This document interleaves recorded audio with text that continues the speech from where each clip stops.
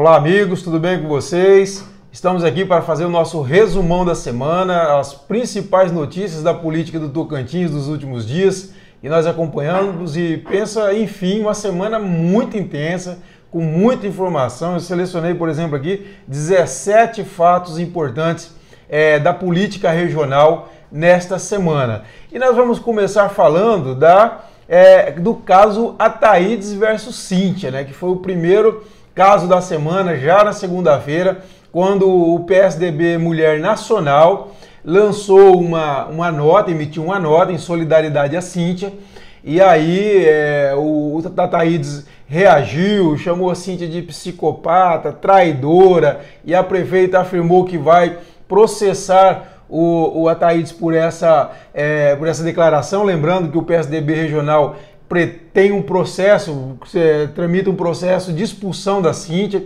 que diz que pode se resolver já nessa semana, no dia 10, né? Então vamos ver, dia 10 é amanhã, domingo, então acredito que até no início da semana a gente tem algum parecer sobre essa questão. E o presidente nacional do PSDB, o ex-governador de São Paulo, Geraldo Alckmin, já foi chamado para entrar no circuito para mediar aí uma solução para essa briga entre o presidente regional do PSDB do Tocantins, o ex-senador Ataídes Oliveira, e a prefeita de Palmas, Cíntia Ribeiro. Essa novela vai continuar. Um outro fato importante da semana foi a reação dos sindicatos à medida provisória das progressões, lembrando que o governo, naquela reforma administrativa, anunciou que está congelando as progressões por 30 meses. O presidente do SISEP, o Sindicato dos Servidores do Estado, Cleiton Pinheiro, chegou a sugerir que reduzisse para 12 meses, e agora os sindicatos anunciaram que vão começar uma série de mobilizações na Assembleia, porque não deu conta de segurar isso no Palácio Araguaia, vai tentar segurar essa MP lá na Assembleia Legislativa. Então vai ser uma semana de muita pressão sobre os deputados. O desembargador Elvésio Maia assumiu a presidência do Tribunal de Justiça essa semana, dizendo que a pauta principal dele vai ser o combate à corrupção e à improbidade administrativa. Excelentes palavras e que coadunam com esse momento que o Brasil vive de tentativa de moralização da política. Os suplentes Claudemir Portugal, Moisemar Marinho, Hélio Santana, Pastor Rogério Santos assumiram as vagas de vereador na Câmara de Palmas, né, no lugar de agora deputados estaduais Júnior Gel, Léo Barbosa, Ivori de Lira e Wanda Monteiro. Um suplente já deu o que falar na briga pela formação das comissões permanentes. O Hélio Santana disparou contra os colegas, mesmo sem citar nome, dizendo que alguns deles que estavam assumindo, no caso a CCJ, especificamente o Lúcio Campelo, e o Folha, que estava assumindo a comissão de ética, e além disso o Rogério Freitas, que estava assumindo uma vaga como membro na CCJ, Comissão de Constituição e Justiça, não estavam à altura, porque o Lúcio teria envolvido aquela polêmica na sessão que discutiu a pedofilia, e o Rogério Freitas e o Folha foram presos na Operação Jogo Limpo. Foi uma repercussão enorme, o vídeo está aqui no canal do CT, do YouTube, vocês podem assistir, e os vereadores reagiram com muita força aí contra o novato. Enfim, foi uma polêmica boa aí, né?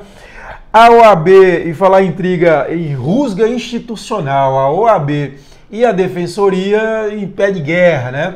O presidente da OAB, Gideon Pitaluga, não foi à posse do defensor público geral, Fábio Monteiro, alegando reciprocidade, porque o Fábio Monteiro a DPE não mandou representante na posse dele, do Pitaluga, na OAB, dizendo que porque não estava sendo representado na mesa. E a OAB diz que a mesa só tem, de honra dela, só tem, pelo cerimônio, pelo protocolo deles, vaga para os representantes do Legislativo, Executivo e Judiciário, e por isso a Defensoria não entrou. Agora, por trás dessa briga, na verdade, que tem uma insatisfação muito grande dos advogados com a Defensoria. Inclusive os conselhos das subseções, os presidentes das subseções da OAB emitiram aprovaram, né, um documento lá dizendo que a defensoria está entrando no meio da advocacia privada, atrapalhando a advocacia privada, que estaria defendendo pessoas que teriam condições financeiras de bancar um advogado, e a defensoria estaria agindo nesses casos. A defensoria se defende dizendo que existe uma resolução que estabelece os critérios de atendimento dela, então não tem nada irregular. Então é uma briga que a gente vai ver vários outros capítulos, pelo que tudo indica, né? O Wagner Rodrigues, que é chefe de gabinete do prefeito de Araguaína, Ronaldo Dimas, assumiu a presidência regional do PTB. O ex-deputado estadual José Geraldo deixou a presidência do partido depois de 10 anos no comando da sigla, fez inclusive um excelente trabalho. O José Geraldo é um político muito centrado, muito equilibrado, e agora o PTB, na prática, ele passa a compor o grupo do prefeito Ronaldo Dimas, que é um pré-candidato a governador de 2022, não podemos ignorar isso, e ele parece que está se movimentando, robustecendo o seu grupo, de olho aí em 2022, essa é a verdade, né? Vamos estar também acompanhando, inclusive o Wagner disse que não descarta-se a possibilidade do Dimas, que rompeu com o senador Vicentinho e deixou o PR, ingressar no PTB. A Dorinha assumiu a coordenação da Secretaria da Mulher na Câmara, uma conquista importante, como eu disse durante a semana. A Dorinha e o Gaguin foram os dois grandes vencedores dessas disputas do Congresso Nacional, da mesa do Congresso Nacional, porque foram dois democratas que chegaram à presidência da mesa, né? O Rodrigo Maia reeleito na Câmara, o novato Davi Alcolumbre, né? Eu sempre me atrapalho com esse nome, ainda vamos acostumar que vai falar muito dele, assumindo aí a presidência do Senado. Então os dois saíram muito fortalecidos, foram lá para a residência oficial do Senado no sábado, quando o Davi foi eleito presidente do Senado, participar das comemorações. E a Dorinha, então, assume aí a coordenação da Secretaria da Mulher na Câmara, um órgão de bastante prestígio hoje, nesse momento que a mulher briga cada vez mais por seus direitos, seu espaço, e também na política. Então é uma pasta, um órgão que tem bastante importância. E o Gaguin assumindo a coordenação da bancada federal do Tocantins pela segunda vez. Ele já foi coordenador em 2015 e está reassumindo agora. O pessoal da Dorinha, a assessoria da Dorinha, disse que vai definir na terça-feira, tal, não está definido bem ainda, mas está sim. O Gaguin já está com, inclusive, a indicação dele assinada por quase todos os parlamentares. Uma curiosidade, não está assinado, não estava, pelo menos que me mandaram, não estava assinado somente pela Dulce e pela própria Dorinha, né, que é a coordenadora atual, que está deixando a coordenação, mas na terça-feira deve ser confirmado, ao que tudo indica, então, o nome do Gaguin como coordenador da bancada, aproveitando até dessa boa relação. Lembrando o seguinte, que além do presidente do Senado e da Câmara, o DEM tem uma força muito grande no governo federal. Tem o Onyx Lorenzoni, que é um dos homens mais fortes hoje do governo Bolsonaro, que é o ministro-chefe da Casa Civil, e tem ainda o ministro da Agricultura e o ministro da Saúde, duas pastas muito importantes para o Estado, e todos eles do Democratas. Então isso fortaleceu muito a posição do Gaguin e da Dorinha. E um outro que também ganhou espaço também foi o Eduardo Gomes, do senador Eduardo Gomes, estreante, e ele estreia como segundo secretário da mesa do Senado, a primeira vez que um senador do Tocantins, de início de mandato, consegue uma vaga na mesa diretora da casa. Então, o Tocantins conquistando espaço. Falando em legislativo, tivemos a polêmica da definição da mesa das comissões permanentes da Assembleia Legislativa, que foi uma baixaria muito grande, muita acusação de traição, como reflexo dos desacordos que ocorreram na eleição do presidente da Assembleia no dia 1º de fevereiro. Principalmente para primeira vice-secretaria, primeira vice-presidente, segunda vice-presidência, houve um rolo ali, uma falta de cumprimento de acordo de cá, de lá, enfim, troca de acusações de todos os lados. Enfim, o que ocorreu é que houve aí uma reação na definição das comissões, e o maior prejudicado aí, por exemplo, foi o Olinto Neto, que tinha como certa a presidência da Comissão de Finanças e perdeu numa articulação, segundo os bastidores, dos deputados Amélio Caires, que teve que deixar de concorrer a primeiro vice-presidente, que já estava certo que seria ele pela base do governo, e na hora ali houve uma manobra e ele acabou ficando de fora, e o colega dele de Solidariedade, Vilmar de Oliveira, os dois teriam articulado e o Olinto ficou de fora, então, da presidência da Comissão de Finanças, né?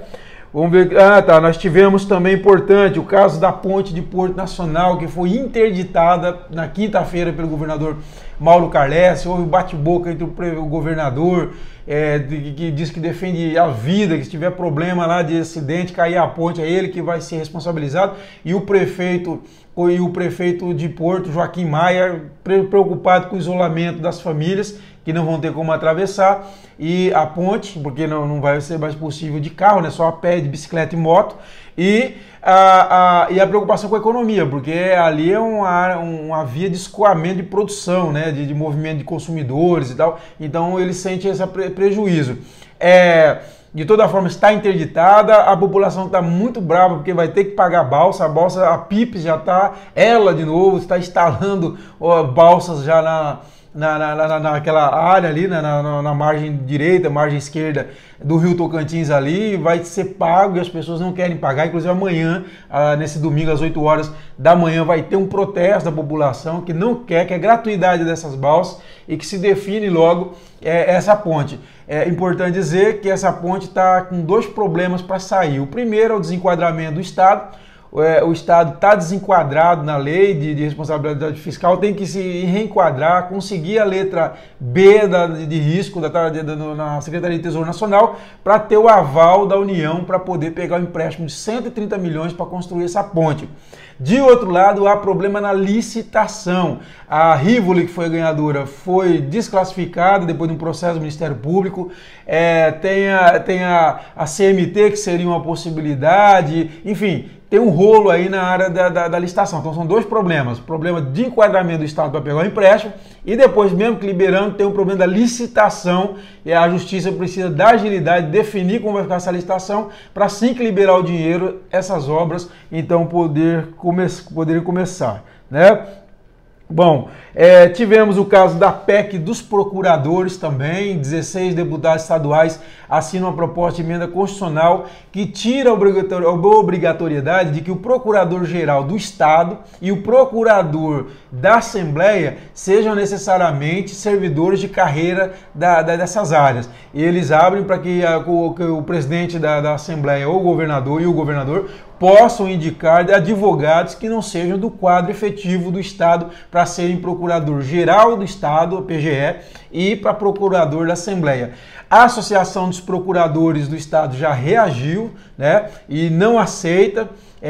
Vai ter uma mobilização, ele acredita que reverte a situação, vai convencer depois que explicar a situação, ele vê isso como nocivo tanto para o Estado como para a sociedade. Enfim, é um debate que vem por aí, né? A OAB tirou uma nota ontem, nessa sexta-feira, do colégio de conselheiros deles lá, dizendo que vai acompanhar o debate jurídico, não se posiciona. Ela não se posiciona, até porque eu fui procurado por alguns advogados que defendem essa PEC, acho que essa PEC ela já tem jurisprudência que garante a legalidade, a constitucionalidade dessa PEC, então esse debate vai percorrer durante a semana, a gente vai estar acompanhando, correto? Bom, na Câmara de Palmas, o Milton Neres assumiu a Comissão de Finanças e o Lúcio Campelo a Comissão de Constituição e Justiça, como nós já dissemos, e o interessante é observar que são dois ex-adversários do Amasta. Você vê como que mudou aí o perfil, né, da relação política aí do Executivo e Legislativo na capital. Bom, a deputada Dulce Miranda, ela reverteu aquela questão que ela teve as contas reprovadas no TRE porque ela doou dinheiro para candidaturas masculinas. Eu já me posicionei aqui, eu achei um absurdo aquela decisão, porque aquela lei, essa lei é para que a mulher não seja usada por homens e seja candidaturas laranja para depois passar dinheiro para homens. Não é o caso da Dulce. ela foi reeleita, primeiro ela é deputada, foi reeleita, então não tem o mesmo sentido. Se ela fosse um homem e tivesse doado dinheiro para outros homens, ninguém tinha falado nada. Então a lei que era para proteger a mulher está sendo machista. Então, nos embargos de declaração, o TRE reconheceu aí por 4-3. A Dulce tinha sido condenada a devolver R$765 mil, que foi o dinheiro que ela repassou para a candidatura masculina, e agora o TRE, então, aprovou as contas dela. E terminando, então, aí, a gente encerra com o conselheiro Severiano Costa Andrade assumindo a presidência do Tribunal de Contas do Estado pela terceira vez. Ele já assume dizendo da responsabilidade e do desafio que é assumir um órgão de controle no momento de crise do Estado. E ele tem razão e o papel do Tribunal de Contas nessa hora é muito importante. Pessoal, esse foi o resumão da semana. Espero que tenham gostado. Convido você a se inscrever no nosso canal, clicar no sininho para receber as atualizações e curtir esse vídeo se você gostou. Ótimo final de semana a todos e até segunda-feira.